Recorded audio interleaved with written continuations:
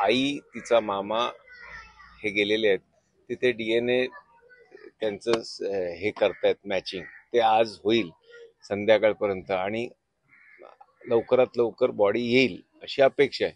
गरज लागल्यास आम्ही त्यांच्याशी संपर्क साधतोय, गरज लागल्यास मी तिकडे जाण्याची तयारीत आहे. पण अजूनही भाबडी आशा घेऊन उभी आहेत ती लोक की त्यांना असं वाटतं नाही, खरं तर हे सगळ्यांना सर्व समजलंय, टीव्हीच्या बातम्या आहेत की आता ते नाहीत, फक्त आता आपल्याला बॉडी आणणं आणि तिचा अंत्यविधी करणं हा विषय राहिलाय.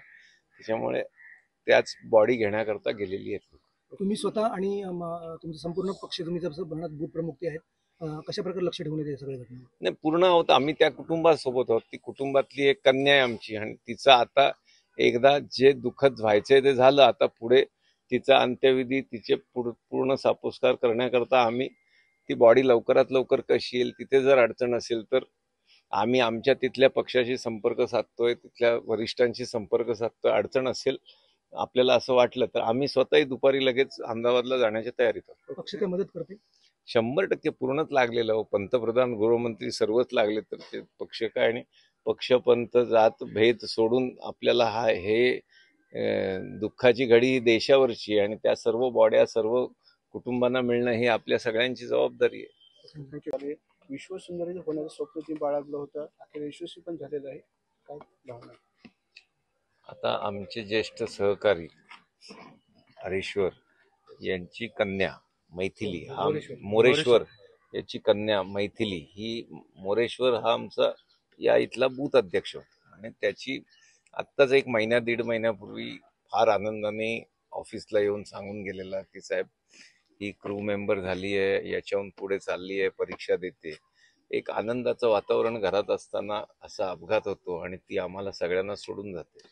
हे बघताय तुम्ही की पूर्ण गावातनं या परिसरात दुःख झालंय आणि हे दुःख आहेच, त्यांचं दुःख आमचं सगळ्यांचंच दुःख. त्यामुळे प्रत्येकाचे डोळे पाणावलेलेच आहेत.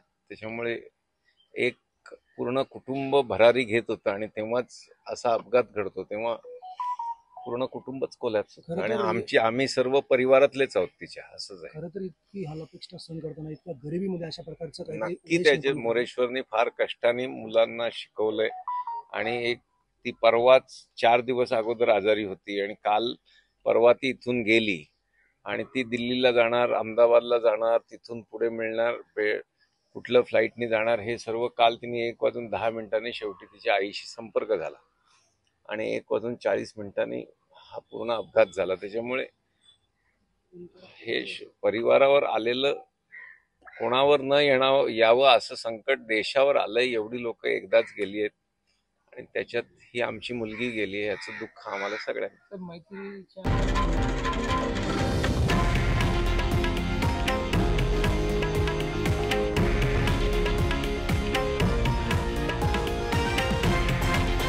हे आहे देशातील नंबर 1 न्यूज नेटवर्क आणि आपण पाहत आहात TV9 मराठी, एकमेव.